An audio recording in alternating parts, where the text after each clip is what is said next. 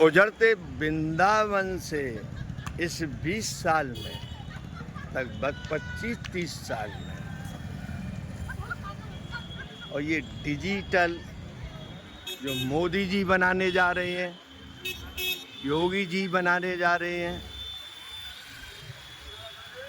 ये वो डिजिटल वृंदावन है।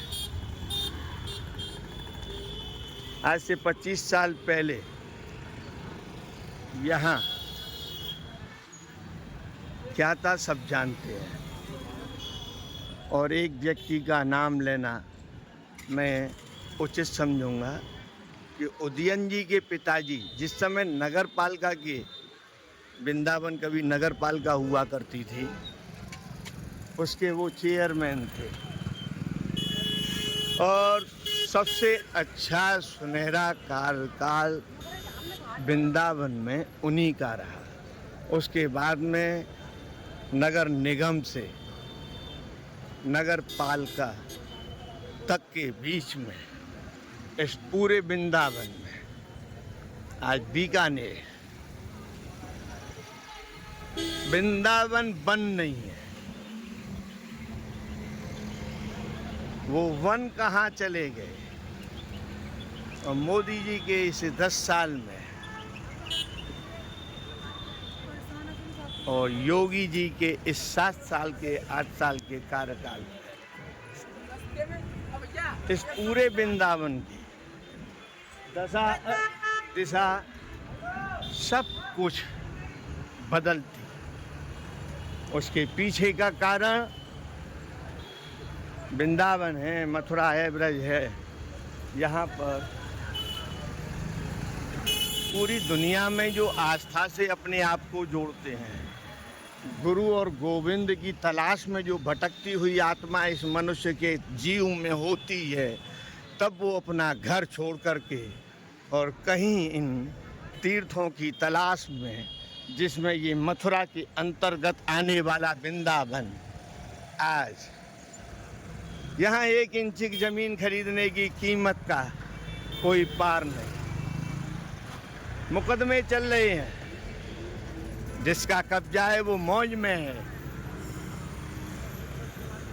सरकारें बदलती रहीं, सरकारें आती रहीं, सरकारें जाती रहीं, सारी दुनिया बदल गई और विवादों में घिर जाती है। कैसे दो वन से ये इस जमीन के मालिकाना हकों में आए, और जिस वृंदावन की तलाश में बरसाना में तपस्या करके कृपालू जी महाराज ने इस पूरे वृंदावन को इस तरीके से कर दिया कि इस वृंदावन को लोग सिर्फ रात में देखने ही आएंगे। अब ये वो वृंदावन जो मोदी जी योगी जी के सपने में कृपालू जी महाराज ने किसी कल्पना को और साकार करके यहाँ प्रेम मंदिर पर ऐसा चिन्ह बरसाना उनकी तपस्थली, जहाँ उन्होंने अपने जीवन में तप किया, और वहाँ से उन्होंने रंगीली महल बरसाने में, तो वृंदावन में प्रेम मंदिर। अब ये सारी जमीन है जो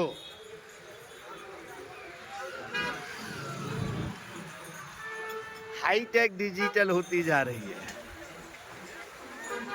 जिनों पर विवादें चल रहे हैं, लेकिन मालिकें बदल रहे हैं। इन सबको लेके समझना चाहिए। वन डिजिटल बने,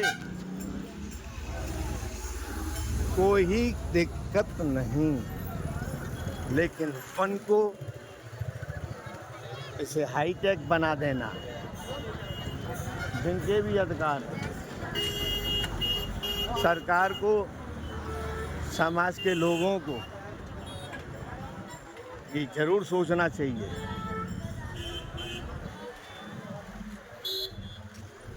इन सब चीज़ों के पीछे कौन रहा, क्या रहा, तो एक इशारा ही काफ़ी है।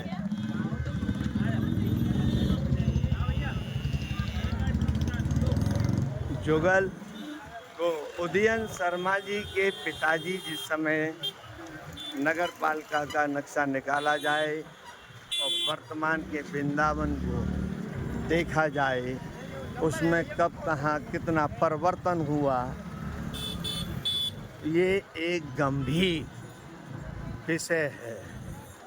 और इस जिस तरीके से वृंदावन की सिचुएशन बनी है, इसी प्रकार से पूरे ब्रज में ही ऐसा माहौल हो जाएगा जैसा अयोध्या में हुआ।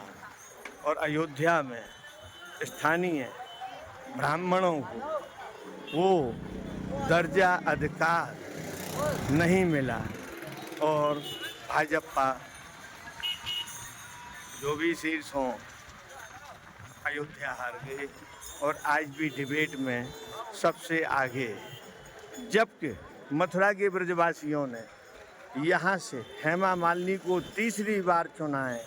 अब सवाल इस बात का पैदा होता है कि इन सबके पीछे उनके 10 साल के कार्यकाल में क्या वृंदावन सिर्फ ऐसा चाहते हैं वैसा ही बनाए या ब्रज के अनुसार, इस पर उन्हें सोचना जरूरी है। स्थानीय ब्राह्मणों से मिलना चाहिए, ये उनकी प्राथमिकता होनी चाहिए। और बीजेपी से योगी जी और मोदी जी कुछ इसको गंभीरता से लें। यहाँ से मोदी जी के लिए, योगी जी के लिए हेमा मालिनी जी को वोट मिला है और अयोध्या में वो पूर्ण वोट क्यों नहीं मिला। तो मथुरा अगर जीत देती है तो संसद को भी सोचना चाहिए और राज्यसभा को भी सोचना चाहिए। जो अयोध्या में जिनके अधिकारों का हनन हुआ और उनके कारण ये भी सीट गंवा बैठे, आगे तो फिर भी चुनाव होनी है ना। तो हेमा मालिनी जी को इन 5 साल का मौका है, अपने कार्यकाल में वो अपनी पिछली जो भी गलतियां हैं उन्हें सबको सुधारें और उन ब्राह्मणों से संपर्क करें जिनसे इस पूरे ब्रज का अस्तित्व और अस्तित्व बचाया जा सके, ना कि तीर्थ विकास परिषद कोई मनमानी करके हमको नया ब्रज बना के दे दे। वो कौतूहल का विषय बनता है, वो चर्चा का विषय बनता है। इन सब पर ब्रांड तभी लगेगा जब एक साथ सबका साथ, सबका विकास, सबके लिए प्रयास और सबका विश्वास लेना बहुत ज़रूरी है।